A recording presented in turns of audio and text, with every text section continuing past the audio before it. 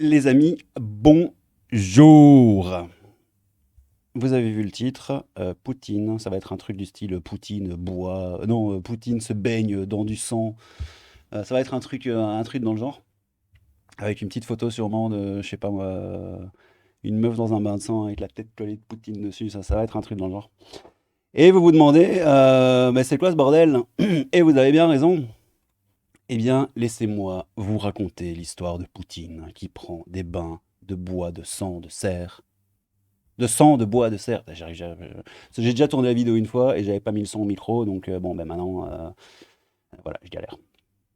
Et donc, nous avons l'ami sur JV, sur l'actualité JV. Nous avons l'ami Putrificator qui a un pseudo absolument formidable. Putrificator, si tu passes par là, franchement, bravo à toi. Et qui nous dit qu'un important média d'investigation russe indépendant apporte des éléments qui interpellent sur la santé du président Vladimir Poutine. La très secrète santé de Vladimir Poutine a toujours suscité de nombreux fantasmes, blablabla, bla bla, donc là il dit pas grand chose, on s'en fout. Vladimir Poutine serait-il frappé par la maladie? C'est une question qu'on peut se poser. Surtout dans le contexte géopolitique, c'est quand même intéressant de savoir si Poutine, il est malade ou il est pas malade. Et s'il est malade, est-ce qu'il est malade fort ou pas fort? Est-ce que c'est une grippe ou est-ce que c'est la mort? Presque la mort. Est-ce que la mort est une maladie? Est-ce qu'on pourrait conceptualiser philosophiquement que la mort est une maladie? La mort pourrait être une maladie de l'esprit, mais je crois qu'on s'égare. Donc Poutine, voilà, prend des bains de sang et ça vient de Slate FR dans la catégorie Monde. Alors Slate FR, pour ceux qui ne le savent pas, c'est un média. C'est un média.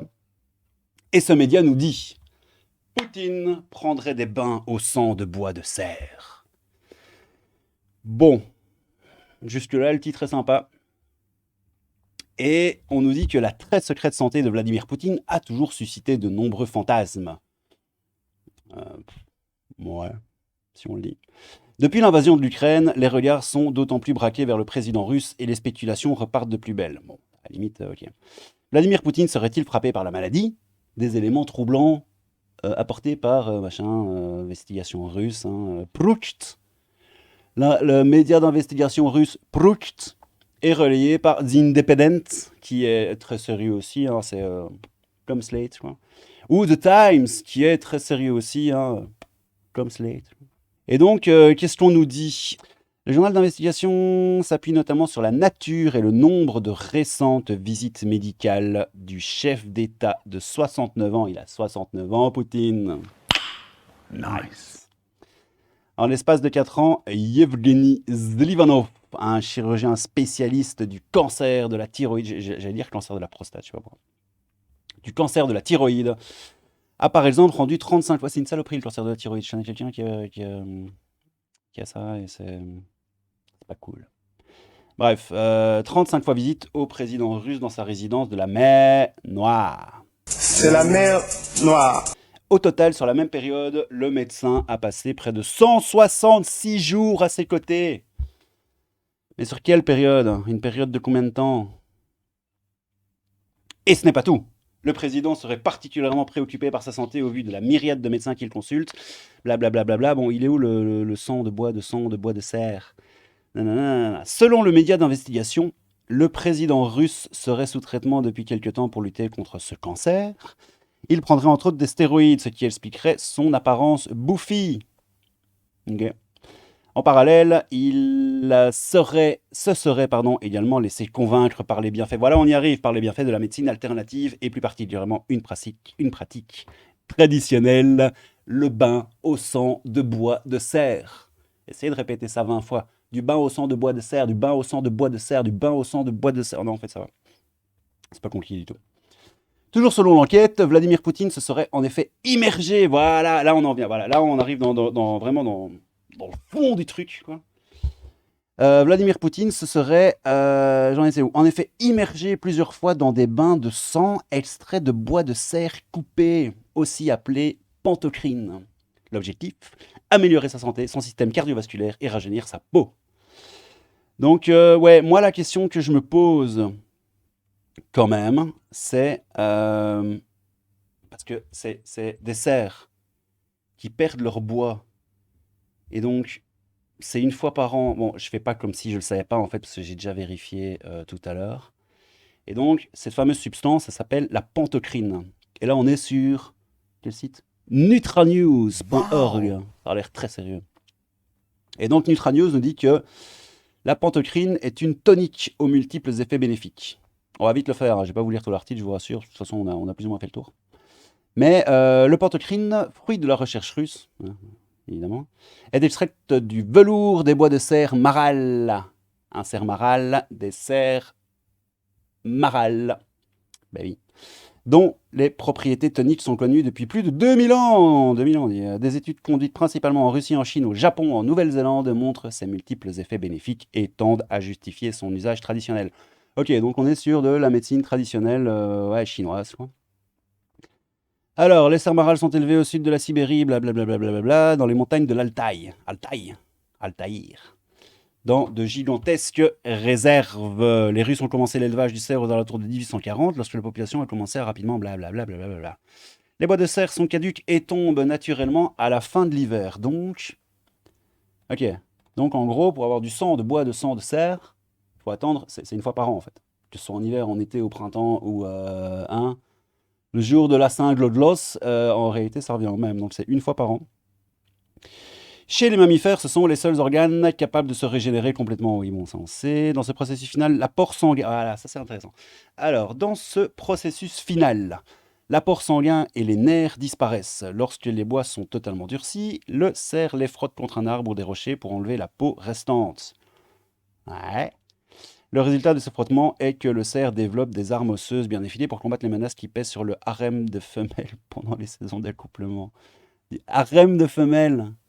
Et dit le cerf, il serait pas un peu patriarcal? Ou cerviacal? Je ne sais pas. Il a son petit harem de femelles et tout, tranquille le cerf. Pas très progressiste, hein, tout ça. Chaque printemps, le cycle des bois recommence à nouveau.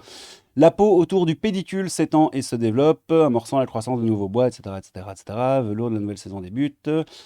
Les nouveaux bois se couvrent d'un tissu tégumentaire ou tégumentaire velouté appelé velours. C'est ensuite ce velours qui est récolté pour ses propriétés médicinales. Ok. Lorsque les ramures sont encore molles, blablabla, elles commencent à se calcifier, on raconte qu'à l'époque où les ramures sont coupées, d'étranges touristes apparaissent dans les régions d'élevage de cerfs marals. Ils viennent pour se baigner dans la mixture brune utilisée pour bouillir les bois. Depuis toujours, les hommes ont fait une étroite analogie entre la rapidité de la croissance des bois de cerf et la jeunesse, et croient à leur vertu aphrodisiaque. Ouais, ok, donc c'est pas vraiment du sang, c'est pas genre une baignoire de sang rouge bien dégueu, mais c'est une baignoire de mélasse qui résulte de la perte de bois bien dégueu aussi. Bon, je sais pas si c'est mieux, je sais pas si je préfère me baigner dans du sang ou dans de la mélasse avec des trucs pas nets, hein, on va pas se mentir. Mais bon, donc, ce n'est pas une baignoire remplie de sang de vierges tuées à la pleine lune. Ça, je veux dire. Je sais pas si c'est mieux, mais bon, voilà. Enfin, si. C'est mieux de pas tuer des vierges pour se baigner dans leur sang à la pleine lune, mais je veux dire au niveau des bienfaits médicinaux, médicaux, est-ce que c'est mieux ou c'est pas mieux? Bon, perso, moi je vous avoue, et la vierge et les bois de sang, de cerf, de bois de sang, de cerf, voilà, moi je suis pas spécialement preneur, mais pourquoi pas? Donc, les bois de sang, de cerf, de bois de sang, alors, accroît les forces vitales, stimule la volonté, renforce les muscles et les os, soigne la débilité. Finalement, c'est peut-être intéressant. Bon, ça c'était pour la blague, mais en fait, la débilité, c'est effectivement le fait d'être débile, hein, voilà. Mais c'est également quand ta barre d'endurance est à zéro, quoi. Donc, vous voyez, c'est ça, c'est un état physique d'extrême manque de vigueur. Donc, quand ta barre quand ta barre d'endu est à zéro, allez, à 2, on va dire. À 2 pour, dans les bons jours, à 2. Donc on en revient là, hein, bon ben voilà, médecine chinoise, ça fait quoi d'autre? Retard de la sénilité, prévient de l'impuissance masculine, hein, évidemment. Ah ça, l'impuissance masculine. Eh ben oui, bah oui, bah oui, hein, bah oui, écoute, puis ça apporte la chance, ça guérit ta voiture à distance, enfin ça répare ta voiture à distance.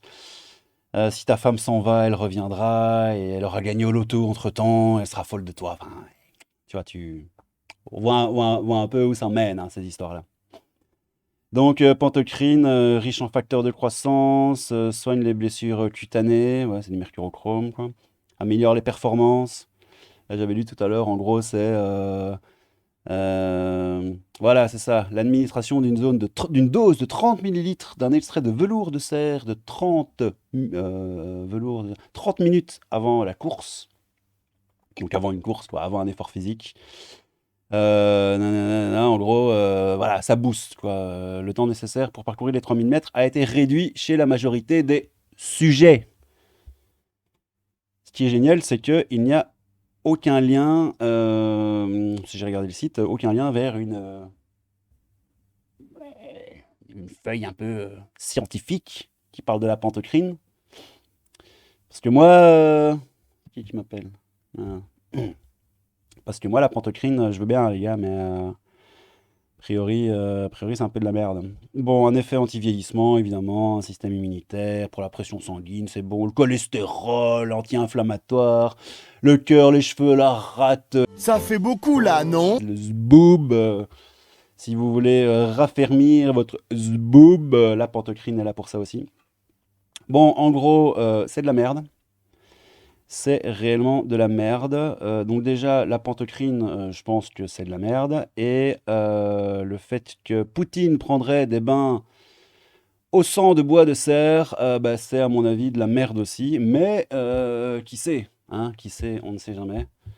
Peut-être que Poutine ne se baigne pas dans du bois de sang de bois de cerf, mais dans quelque chose de pire. On va quand même tenir un peu cette histoire à l'œil, parce que j'ai envie de voir si c'est juste une capsule comme ça que Slate nous lâche à la One Again. A été repéré par Robin Tutangès. C'est qui Robin Tutangès? C'est lui. Bon, il est beau, Robin, lui. Il a fait 519 articles chez Slate. Ah, un Allemand s'est fait vacciner 87 fois contre le Covid, hein. On sait enfin pourquoi les T-Rex avaient de si petits bras. Une invasion de fourmis crachant de l'acide ravage les États-Unis. En Ukraine, les soldats russes piégeraient avec l'explosif. Emploi d'armes chimiques. Ouais, bon, ça a l'air d'être un journaliste de grande qualité, hein, Robin Tutangès. Il a tweeté, Robin Tutangès. Ah, bah il a plus. Robin Tutangès. Ah, bon, je vais refaire un coup sur Twitter. Ah bah non. Bon. Eh bien, Romain Tutangès, Romain Tutangès n'est pas sur Twitter. En tout cas, il faudrait peut-être lui dire. Si quelqu'un connaît Romain Tutangès parmi vous, bah, dites-lui que le lien de slate.fr sur son compte tweeté bah, n'existe plus, hein, faut lui dire. Hein, oui. Donc voilà, Sermaral, Sermaral. J'avais quand même envie d'aller jeter un petit coup d'œil parce que bon, il y a le Times hein, aussi qui en a parlé. Donc lui, ils se focus plutôt, vu le titre, sur le fait qu'un cancérologue aurait visité Poutine 35 fois en 4 ans. Ça fait beaucoup 35 fois en 4 ans? Bah, ouais. Ouais, tous les mois et demi, un truc comme ça, ouais, ouais, ça peut paraître beaucoup. Poutine approche le 70e anniversaire, blablabla. Ouais, mais en fait, en fait Slate, il a juste copié-collé, j'ai l'impression, l'article de Sunday Times. Pas bien ça les journalistes, faire copier-coller. Ou alors tu fais du copier-coller, mais tu vas chercher l'info un peu plus loin, tu vois. Tu fais comme moi, comme un zob derrière une webcam, devant une webcam, chez lui, avec un micro de merde et un PC de merde. Eh ben, tu te renseignes, tu cherches la pantocrine, tu cherches un peu. Tu peux aussi, par exemple, c'est un petit cours de journalisme, hein. Vous pouvez aussi aller sur le fameux site Prouct et voir un peu, parce que c'est eux qui ont dit ça à la base. et voir voir ce que c'est que Proust. Et Proust, ça a l'air bien chelou comme site déjà. Bon, en fait, j'en sais rien, je m'en fous. Mais voilà, si je parlais russe ou que j'avais le temps et l'envie de le faire, je le ferais. Donc, petit cours de journalisme fini, vérifiez vos sources, mais pas en profondeur, parce que voilà. Et donc, voilà. Bon, Poutine, voilà, écoutez, on va rester sur le statu quo de dire que Poutine prend des bains de sang. Je crois qu'on va dire Poutine prend des bains de sang. On va zapper le côté cancer, thyroïde. On va zapper le côté sang de bain, de cerf, de bois de sang, de cerf de bain. Et on va juste dire que Poutine se baigne dans du sang. Il prend des bains de sang pour raffermir sa peau. Voilà, ça va être ça le titre de la miniature. Ça va être un truc comme ça. Et donc on va retourner quand même sur le blog sur lequel j'ai trouvé le sujet en premier. Donc l'ami Putrificator. Putain, je m'en remets pas, ce pseudo est absolument parfait. Et on a... Putain, mais les gars, on a Jeanne au secours. Jeanne, au secours! Qui nous dit paraîtrait même qu'il mange des pizzas aux anchois, le monstre. Ah, ouais, franchement, autant le bain dans du sang, là, bien chaud et tout, autant c'est dégueulasse, mais les pizzas aux anchois, non. Non, c'est encore pire que tout ça. De même niveau qu'Hitler... Ouf, merde, désolé YouTube. De même niveau qu'un qui se faisait pisser dessus. Propagande grotesque, on se moque des Russes. Hitler qui se faisait pisser dessus, c'est quoi ce bordel? J'ai jamais entendu parler de ça de ma vie. Hitler n'avait qu'une couille, voilà la porte.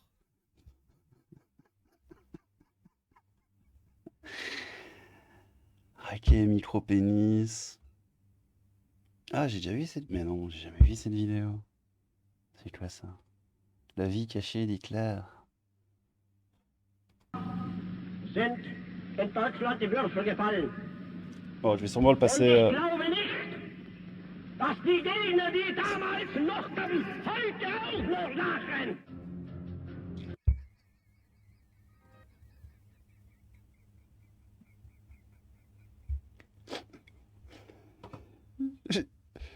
Je vais la remettre, juste. Putain, pardon, merde, j'ai mal à la gorge. Am 30. Januar sind in Deutschland die Würfel gefallen. Und ich glaube nicht, dass die Gegner, die damals mochten, heute auch noch lachen. Putain, je vais... YouTube, s'il te plaît, je sais pas si de toute façon, c'est pas de l'apologie de quoi que ce soit. Au contraire, c'est tourné au ridicule quelque chose de grave. C'est de l'humour. Bon, en espérant que ça passe. Mais bon, je crois qu'on va finir là-dessus parce que franchement, c'est absolument magnifique. Ah ben voilà, ouais. Je suis pas le seul à me demander c'est quoi ce bordel. Propagande mensongère, on s'y attendait pas du tout venant d'un journal russe. La vérité, c'est que Poutine prend des bains dans le sarcophage de Tchernobyl au centre bébé ukrainien kidnappé par les Tchétchènes de Kadyrov. C'est rapporté par le ministère de la Défense ukrainienne. D'où son cancer des testicules.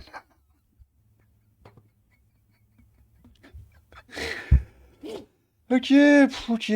Bon, d'accord. D'accord. Bon, on va s'arrêter là. Et ils vont finir par accuser Poutine de l'extinction des dinosaures. Non, ça non. Extinction des dinosaures. Alors, petite chérie, les extinctions des dinosaures, ce n'est pas Poutine.